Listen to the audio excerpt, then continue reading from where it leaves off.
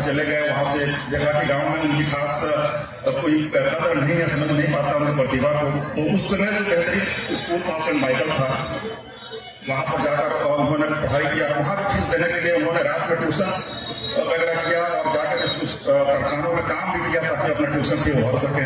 फिर से वो साइंस कॉलेज और इंजीनियरिंग कॉलेज में भी उन्होंने पढ़ाई किया और साथ में अपना जो पॉलिटिकल जो उस समय चल रहा था, देश का जो हालात था, राष्ट्रीय आंदोलन चल रहा था हमारे ब्रिटिश हुकूमत के खिलाफ, उसके लिए भी वो काम करते रहे। जैसा कि बताया गया, जो हमारा 11 अगस्त 1942 को जो सेक्रेटेरिएट के पास जो 7 हमारे जो युवक शहीद हुए थे, उसमें 8वां इनका नंबर था।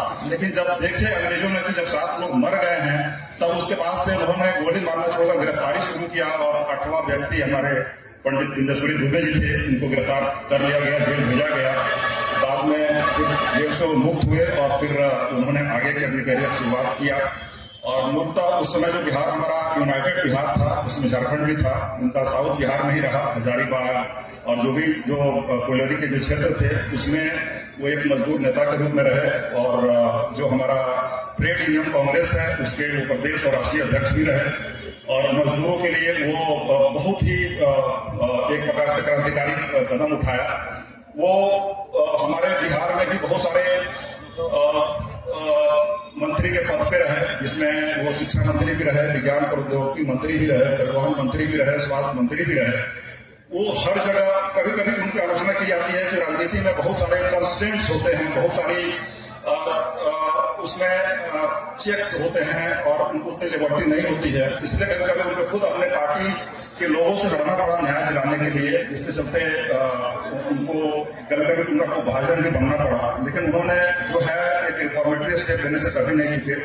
शिक्षा मंत्री के रूप में उन्होंने मैट्रिकुलेशन और दूसरे परीक्षाओं में कदाचार रोकने के लिए हिस्टोरिक कदम उठाया, जिसका परिणाम हम लोग आज तक देख रहे हैं।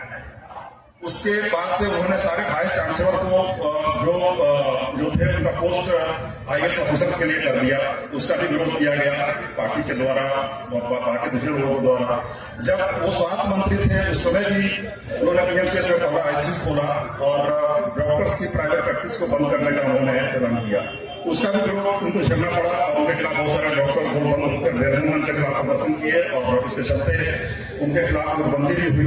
ये सब भी उनको झेलना पड़ा। कहीं भी राहें आसान नहीं होती हैं, चाहे वो राजनीति हो, चाहे वो प्रशासन का क्षेत्र हो, बिजनेस का क्षेत्र हो।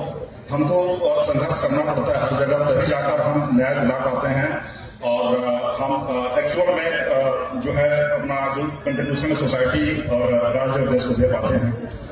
तो ये हम लोग यहाँ पर इकट्ठा होने का मतलब यह है कि हमको देखना होगा, सीखना होगा कि वो कभी हार नहीं माने और वो सदैव लड़ते रहे ताकि न्याय दिया जा सके, एक जस्ट एंड फेयर सोसाइटी बना जा सके।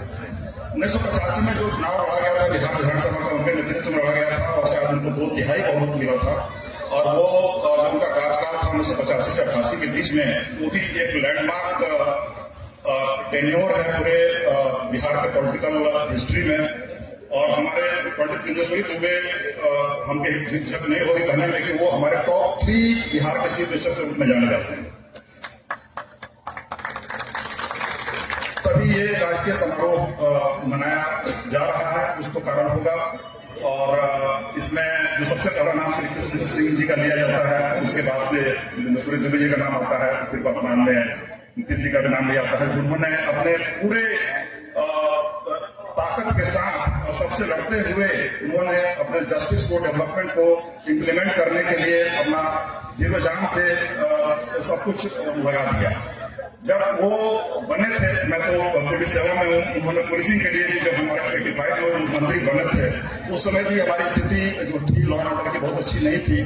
उन्हीं के प्रशासन काल के दौरान जो था हमारा ऑपरेशन ब्लैक पंथर लॉन्च हुआ था, जिसमें कि जो अपहरणकर्ता जो गिरोह थे, खास करके चंपारण के क्षेत्र में, उनके खिलाफ, फिर से जो बहुत सारे माफिया थे उनके खिलाफ ऑपरेशन माफिया ट्रायल चला था, ऑपरेशन सिद्धार्थ भी चला था। तो इस तरह से उन्होंने बहुत लगाम लगाया। जो रंगदारी टैक्स होता था, ओवरलोडिंग बस टोकन होता था, उसको उन्होंने रोका, क्योंकि बहुत चैलेंजिंग टास्क था उस समय, क्योंकि बहुत सारी गुटबंदियां होती थी। सबसे लड़के अपने पार्टी के लोगों से, आलाकमान से लड़के उन्होंने इम्प्लीमेंट कराया और उस समय जो बिहार की स्थिति थी, हमारी जो पर कैपिटा इनकम थी, उसमें बहुत ही लैगिंग था। बिहार बहुत ही बॉटम स्तर पर था। लेकिन उन 3 सालों के दौरान भी इन्होंने जो काम किया वो आज भी एक मिसाल के रूप में माना जाता है। उस समय उस टेन्योर में इन्होंने न सिर्फ पर कैपिटा इनकम बढ़ाया, बल्कि उन्होंने खाद्यान्न के उत्पादन में पंजाब और हरियाणा को भी छोड़ दिया। ये पीछे हमारा बिहार 1985-88 के दौरान। उसके बाद से जो और भी बहुत सारे उन्होंने किए, कोई दंगा फसाद नहीं हुआ। उसके बाद से फिर उन्होंने जो हमारा जो कैश डिपॉजिट रेशियो भी उस समय का जो था वो पूरे इंडिया में टॉप रैंकिंग में था। तो इस प्रकार से उनका टेन्योर बहुत सारे विघ्न बाधाओं, बहुत सारे कंस्ट्रेंट्स के बावजूद भी उन्होंने लड़ते झगड़ते जूझते हुए जो बेस्ट हो सकता था देने की कोशिश किया। और यही सीख हमें लेनी है और हम लोग ले लें और हरदम उनको याद करेंगे और उनके इस विचारों से सीमित संसाधनों में भी रहते हुए अपना बेस्ट देने के लिए जो उनका ललक था, जो उनके अंदर जो भावना थी, उसी को जिंदा रखने के लिए हम इकट्ठा हुए हैं और हम लोग जिंदा रखेंगे। सर नमन करते हैं।